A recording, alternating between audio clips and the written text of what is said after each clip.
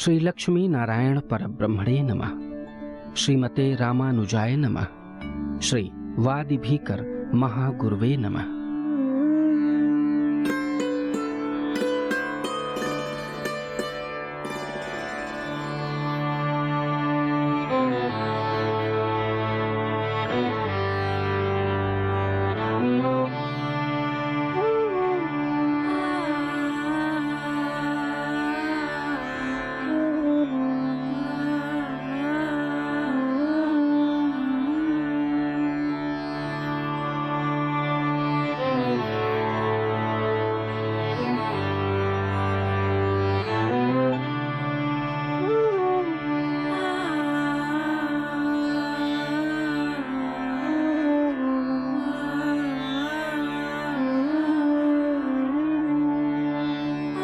देवभूमि बक्सर बिहार की पावन भूमि पर विश्व का अपूर्व समारोह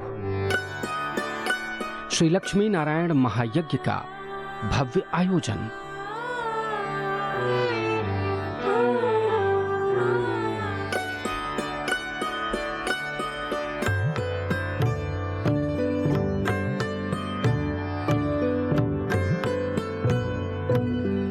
भारत के महान संत श्री त्रिदंडी स्वामी जी महाराज के शिष्य श्री लक्ष्मी प्रपन्न जीयर स्वामी जी महाराज के चातुर्मास व्रत के पावन अवसर पर अखिल अंतर्राष्ट्रीय श्री वैष्णव सम्मेलन का दिव्य संगम।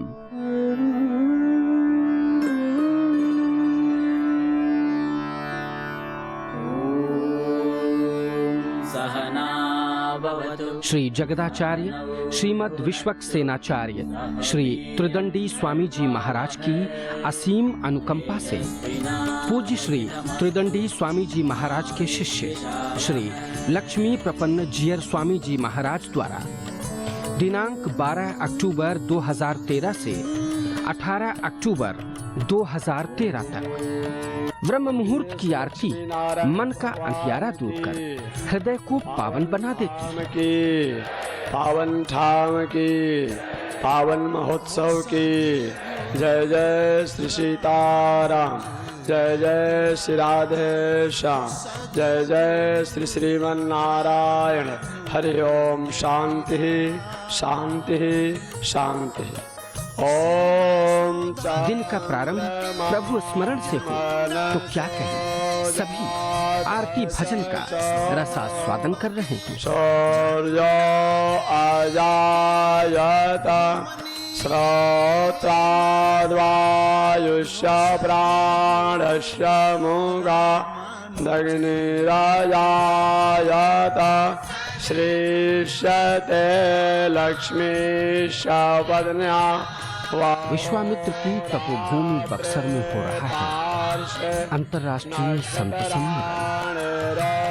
पावन भूमि बक्सर में हो रहा है विराट भक्ति सत्संग का विशाल आयोजन।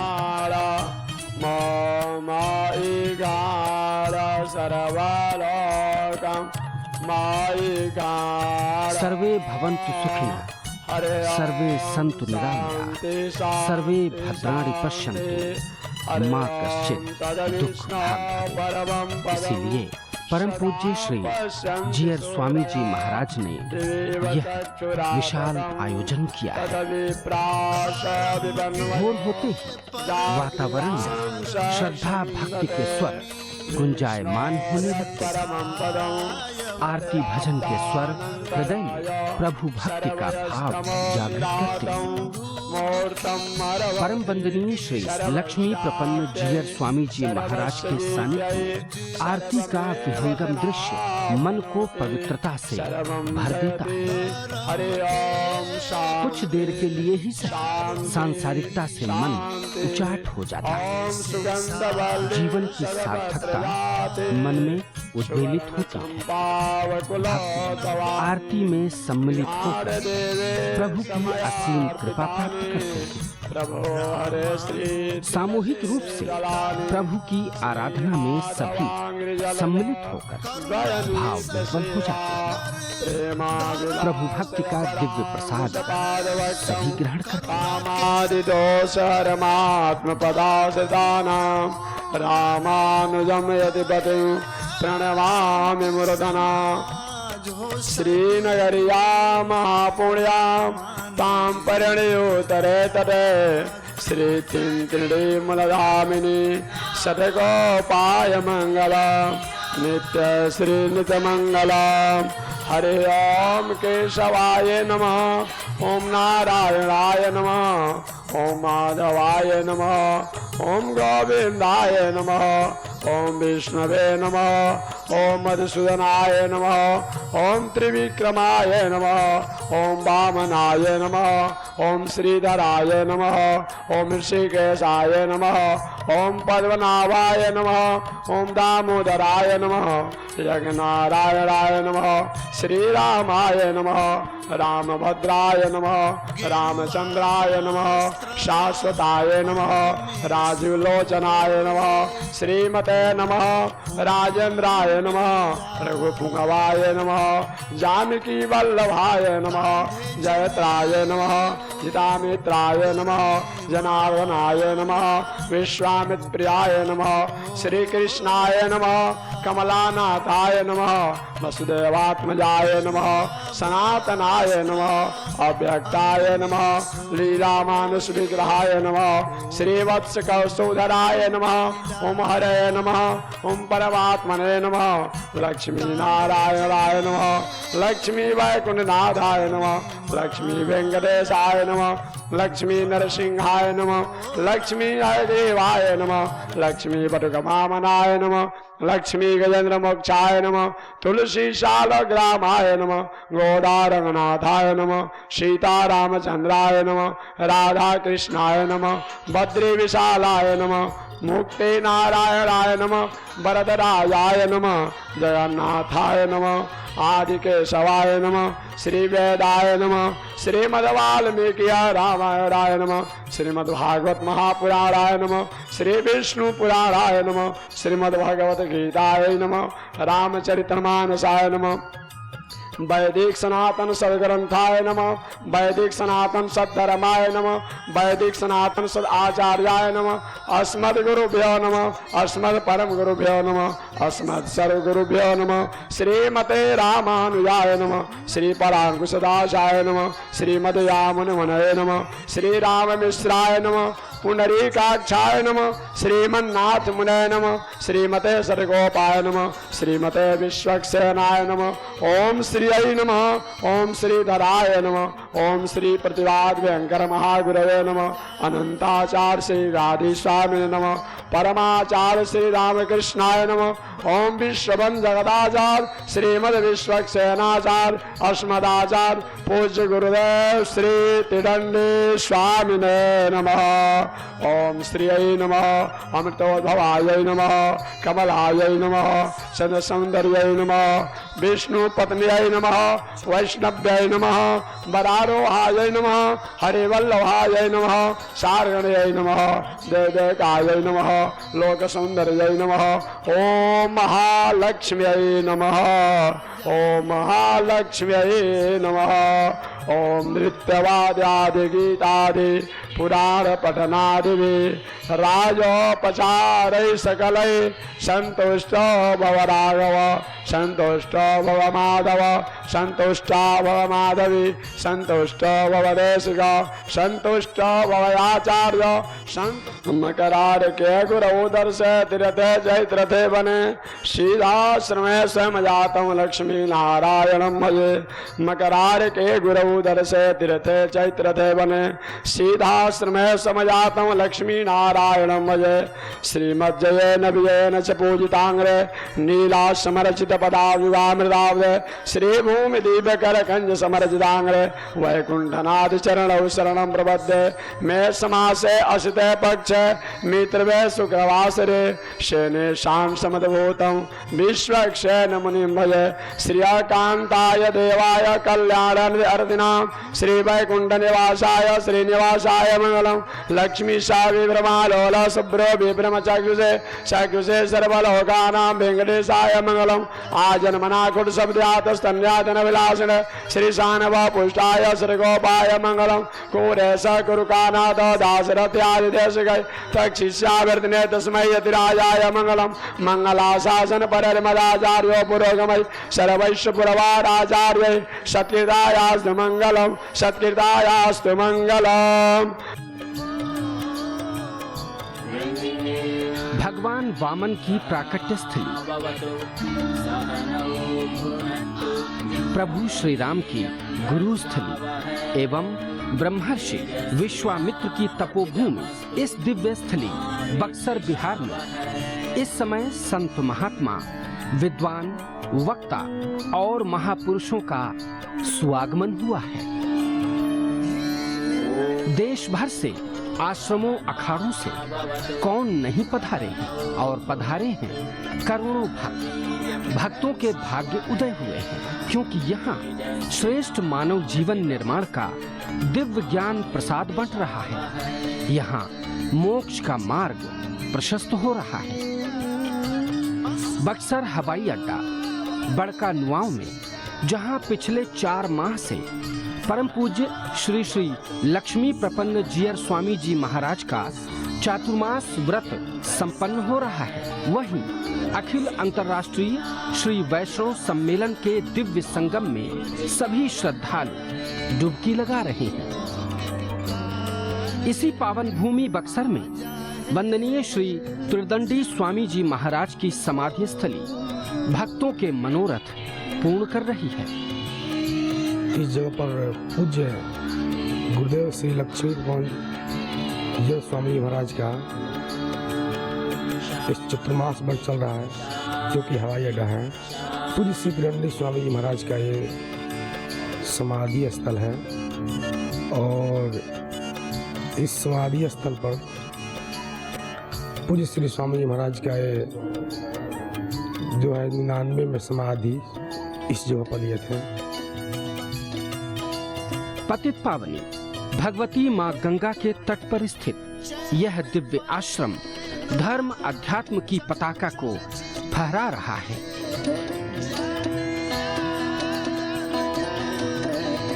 यहाँ के संस्कृत विद्यालय में सैकड़ों विद्यार्थी विद्या अध्ययन कर रहे हैं और इस यज्ञशाला में प्राणी मात्र के कल्याण हेतु यज्ञ अनुष्ठान अनवरत संपन्न हो रहे हैं।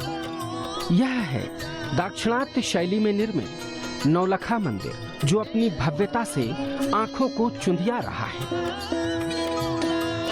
यहाँ विराजित है परम पिता परमेश्वर, जिनकी कृपा भक्तों को निरंतर प्राप्त हो रही है।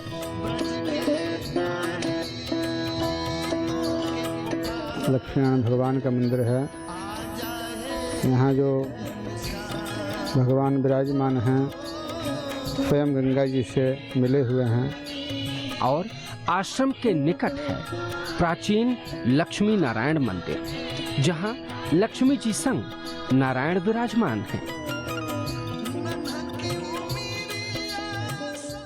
गिरगिट कहता है कि मैंने अपने जीवन में कितना गायों का दान किया, कितना गायों का दान किया, इसका कोई सीमा नहीं। भगवान जब तुम इतने बड़े दानी हो तो मरकर गिरगिट काहे बन गए? उसने कहा प्रभु मैंने अपने जीवन में एक गलती किया था। वह गलती यह किया था कि दूसरे के वस्तु और दूसरे को मैंने दान दे दिया था। यही मैंने गलती किया था। उस देव स्वरूप ने कहा कि मैं रोज गायों का दान करता था, लाखों गायों को मैं दान करता था।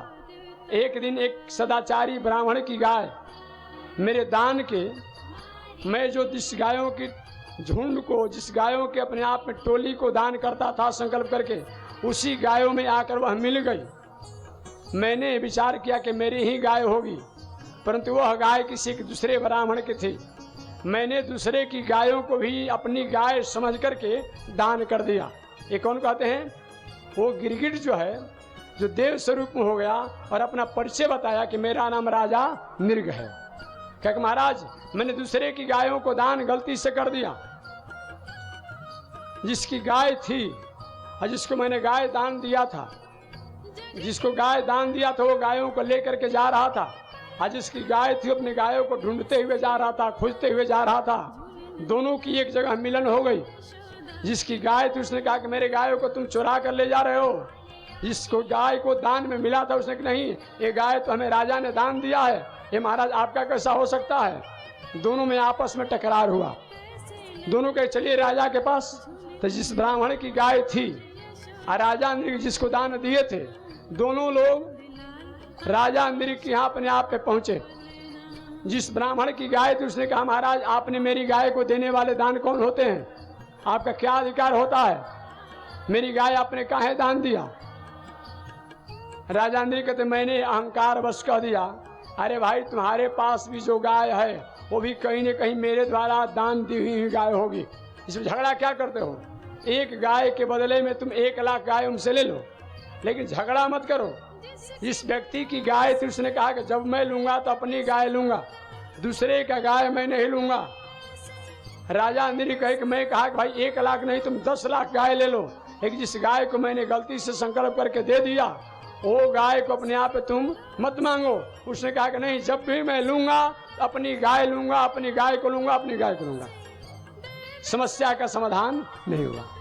अंत में राजा मृग कहते मैंने सोचा कि जिसको मैंने गाय दान किया था उसी को कहा ब्राह्मण देवता इस गाय के बदला में आप 1000 गाय ले लें, 10,000 गाय ले लें, 1 लाख गाय ले लें, 10 लाख गाय ले लें, करोड़ गाय ले लें, लेकिन जिसको मैंने दान गलती से दूसरे की दे दिया था गायों को, उसने कहा जब भी मैं लूंगा जो हमें संकल्प में गाय आपने दान में दिया है वही गाय को मैं लूंगा, इसके बदला में मैं लाखों गाय लेने को तैयार नहीं हूँगा।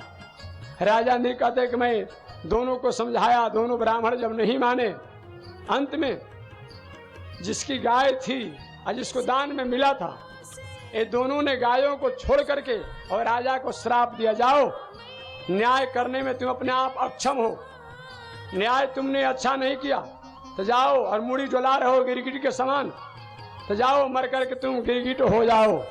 वही राजा मृग कहते हैं उन ब्राह्मणों के श्राप के चलते मर करके हमें गिरगिट होना पड़ा। अंत में उन्होंने कहा जाओ जब द्वापर युग आएगा तो कृष्ण के हाथों तुम्हारा कल्याण हो जाएगा। वही राजा मृग प्रभु वही मैं हूँ जो कि किसी जमाने में राजा था, आज मैं गिरगिट बना था, लेकिन आपकी कृपा हो गई, मेरा उद्धार हो गया। इस तरह अपने आप बताया गया है। इस कथा से हम और आपको उपदेश मिलती है कि हे संसार और समाज में रहने वाले लोग, कभी भी दूसरे की वस्तु दूसरे को अपने आप में दान नहीं देना। लेकिन आज बात क्या है जी, आज तो एक जमीन आजकल चला के वही व्यक्ति कहा जाता है जो 1 बीघा जमीन के रजिस्ट्री कम से कम 10 व्यक्ति से करवाता है। उनसे भी पैसा ले लिया, उनसे भी पैसा ले लिया, उनसे भी पैसा ले लिया। राजा मृग द्वारा गलती से कहीं काम हुआ तो मर कर के गिरगिट होना पड़ा, हम जान कर करते हैं तो क्या होगा जी, ऐसा बताया गया है। अन्य शास्त्र में बताया गया है स्वदत्तांबा परदत्तांबा ब्रह्मवृत्ति हरे तुझा खष्टि वर्षहस्त्राणी विष्टायाम जायते कृमि। स्वदत्तांबा अपना दिया हुआ हो या परदत्तांबा या दूसरे का दिया हुआ हो, किसी स्कूल के लिए, अस्पताल के लिए, अनाथालय के लिए, गौशाला के लिए, मठ के लिए, मंदिर के लिए कोई वस्तु दान किया, किसी कन्याओं के विवाह के लिए, विद्यार्थी को भोजन कराने के लिए, शिक्षा के लिए, अब ऐसे धन संपत्ति वस्तु को जो व्यक्ति अपने भोग में लगाता है, हड़प लेता है, पचा लेता है, तो बताया गया है स्वदत्तांबा परदत्तांबा ब्रह्मवृत्ति हरे तुझा खष्टि वर्षहस्त्राणी दिष्टायाम जायते कृमि। वह व्यक्ति मर कर के 60,000 वर्ष तक पैखाना का कृमि बनता है, जान लीजिएगा। जो व्यक्ति स्कूल में दान कर दिया, उसके दादा दान किए थे और कहीं रजिस्ट्री नहीं किए थे, नाती कहता है कोई लिखा पढ़ी थोड़े है, नहीं, ऐसे भी दान कर दिया, 100 दत्तांबा या पर दत्तांबा, सरकार द्वारा या स्कूल बनाने के लिए, नली बनाने के लिए, गली बनाने के लिए, अनाज बांटने के लिए, आप अपने ही कुली अनाज खा गए तो ठीक है, खा जाइए, लेकिन वहां तो दंड मिलेगा। सरल, सहज, हंसमुख, भक्तों के मनोरथ पूर्ण करने वाले श्री जीयर स्वामी जी महाराज के दर्शन कर भक्त भाव विह्वल हो उठते हैं। परम तपस्वी, साधक, ज्ञानी स्वामी जी के आशीष से भक्त मालामाल हो उठते हैं। कोई दिखावा नहीं, कोई चाह नहीं, जो परमात्ममय हो गए हों उन्हें संसार से क्या मतलब, मगर वो मानव मात्र के कल्याण हेतु अपने उत्तरदायित्व को निभाने में प्राणपन से लगे रहते हैं। शिष्य का मार्गदर्शन तो गुरु ही किया करते हैं। उनकी अमृतवाणी शिष्यों का मार्ग प्रशस्त करती है।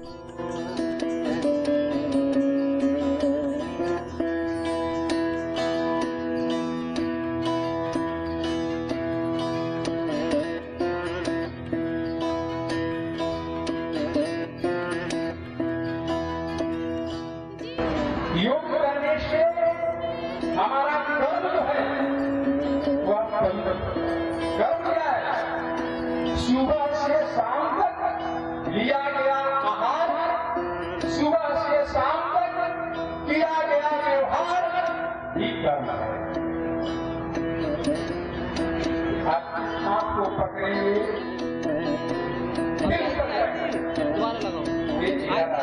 सूक्ष्म आसन देखने में छोटा है, लेकिन लाभ योग से कितना लाभ है? योग साधना से, इस साधना को करने से, समझने से, जानने से हमारा आहार, व्यवहार, विचार, आचरण पवित्र हो जाए। इस साधना को करने से हमारा कर्म जो है वह पवित्र होगा।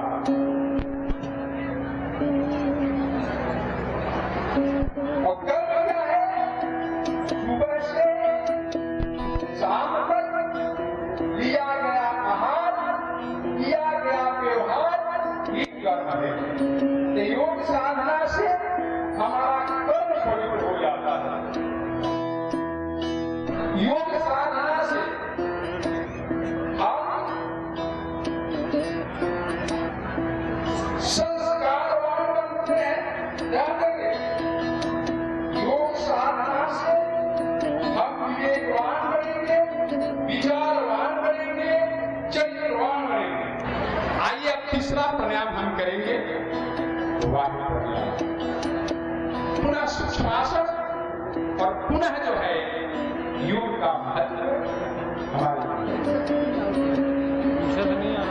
श्वास को लेकर श्वास को बाहर छोड़ देंगे, पेट को पीठ से लगा देंगे, उड़ियान बंद, पेट को पीठ से लगाना, उड़ियान बंद, मलद्वार को सिकुड़ना, मूल बंद, उनको कंठ से लगाना, तीनों बंद कर जाते हैं, इसे महाबंद भी कहते हैं। इसका प्राणायाम वायु। आइए अब हम लोग अनुलोम विलोम प्राणायाम करेंगे। बाएं नासिका से श्वास लेना और दाहिनी नासिका से श्वास। आइए आप लोग भी करें प्राणायाम।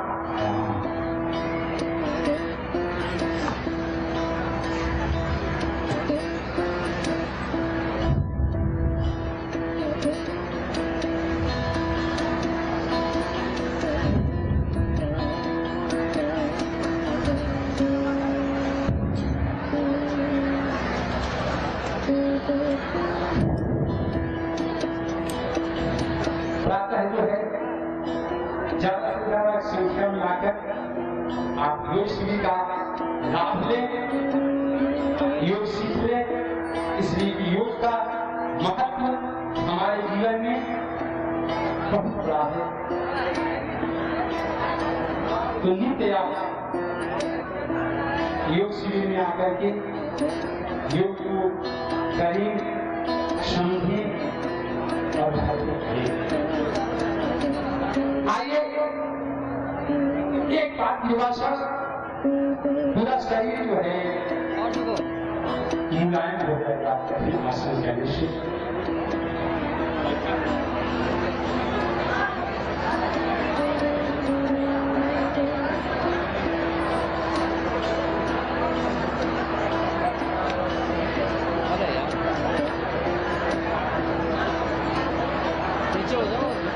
मौन रहिए, बैठ जाइए, एकांत वास में करने की सलाह।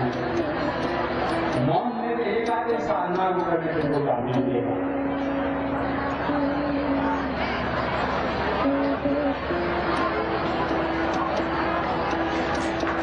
प्रभु कृपा प्राप्त कर लोग स्वस्थ जीवन जिए, इसी निमित्त से योग शिविर लगाया गया है।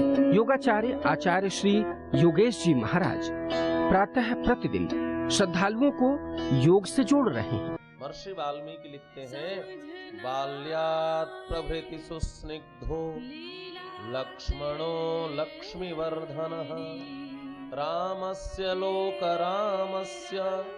रामस्यापि शरीरतः। बचपन से ही दो लोगों की जोड़ी बन गई, श्री राम और लक्ष्मण की जोड़ी और श्री भरत और शत्रुघ्न की जोड़ी। भगवान श्री राम और भैया लक्ष्मण का प्रेम कैसा है? महर्षि वाल्मीकि लिखते हैं कि लक्ष्मणो लक्ष्मी संपन्नः बहिः प्राण इवापरः न च तेन विना निद्राम लभते पुरुषोत्तमः। भैया लक्ष्मण मानो राम जी के बहिश्चर प्राण हो, बाहर विचरने वाले प्राण हो। लखन भैया के बिना तो राम जी को नींद भी नहीं आती। यदि लखन भैया का पलंग दूर हो जाए तो राम जी रात भर रोते रह जाते हैं, सोते ही नहीं हैं। और जब लखन भैया राम जी के पास सुला दिए जाए तो राम जी को बहुत अच्छी नींद आती है। और लखन भैया भी राम जी के पास सुलाए जाए, लेकिन लुढ़कते लुढ़कते राम जी के चरण के पास पहुंच जाए और चरण से लिपट करके ठाठ से सो जाते थे। नचतेन विना निद्राम लभते पुरुषोत्तमः। परमात्मा राम को भी बिना भैया लक्ष्मण के नींद नहीं आती। मृष्टमन्नमुपानीतम अश्नाति नहीं तम बिना। राम जी कदाचित कुछ भोजन करने के लिए बैठे और भैया लक्ष्मण पास में न हो तो राम जी भोजन नहीं कर पाते थे। जब तक अपने लक्ष्मण को कुछ खिला न दे तब तक राम जी कुछ खाते भी नहीं थे। दोनों भाई जब बचपन में अश्व की सवारी करते, घोड़े की सवारी करते, तो यदा ही हयमारूढ़ो मृगयाम याति राघवः अथैनम पृष्ठतोभेति सधनुः परिपालयन। राम जी यदि घोड़े पर आगे बैठ करके चलते मृग आदि के लिए, तो लखन भैया भी राम जी के बिल्कुल साथ साथ पीछे पीछे अपने घोड़े पर इसलिए चलते कि वह राम जी की रक्षा कर सकें। ऐसा बचपन से ही दोनों भाइयों में प्रेम था और राम और लक्ष्मण की जोड़ी थी और श्री भरत और शत्रुघ्न की जोड़ी थी। एक बार ये चारों भाई सरयू के तट पर खेलने के लिए आए। हमारे राम जी भी विविध प्रकार की क्रीड़ा करते थे, खेल खेलते थे। तो प्रश्न उठा कि आज कौन सा खेल खेला जाए। तो निर्णय हुआ कि आज पांव से मारने वाले गेंद का खेल हम लोग खेलेंगे। आज हम लोग फुटबॉल खेलेंगे, आज इसको फुटबॉल कहते हैं। खेलने के लिए चारों भैया सरयू के तट पर आ गए। अब भगवान श्री रामभद्र के अयोध्या के समस्त मित्र भी खेलने के लिए आए। तो किसी भी खेल में 2 टीम का होना आवश्यक है। तो राम जी एक ओर जाकर खड़े हो गए, तो लखन भैया भी राम जी की ओर ही जाकर खड़े हो गए। कारण खेल में भी लखन भैया राम जी के विपक्ष में खड़े नहीं होते हैं, ये तो राम जी के पक्ष में ही रहते हैं, भले वह खेल ही क्यों न हो। राम जी के पक्ष में जाकर लखन भैया खड़े हो गए। और ऐसा कौन है जो राम जी के पक्ष में न रहना चाहे, राम जी के विपक्ष में रहना चाहे? लेकिन जब सारे लोग राम जी के ही पक्ष में रहेंगे तो क्या खेल हो सकता है? खेल के लिए तो कम से कम 11 खिलाड़ी विपक्ष में भी चाहिए। तब राम जी ने धीरे से अपने भरत की ओर देखा, मानो संकेत यह था कि भरत, क्या हमारा खेल संभव नहीं है? तो भरत जी जाकर के विपक्ष में खड़े हो गए।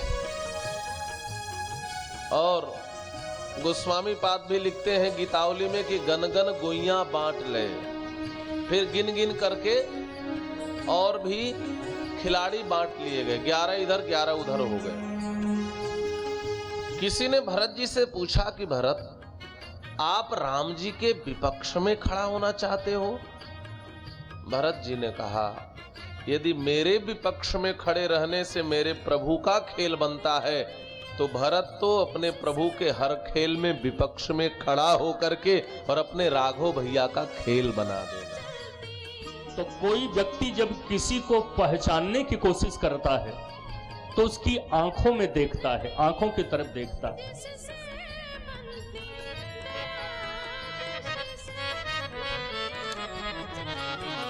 आंखों में देखने के बाद पुनः कंठ में देखता है, पुनः पूरे शरीर को देखता है।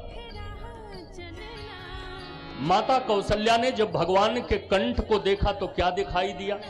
भूषण बनमाला। और भूषण स्त्रियां पहनती हैं, माला पुरुष पहनता है। माता कौशल्या ने कंठ की तरफ देखा, भूषण और बनमाल दोनों है।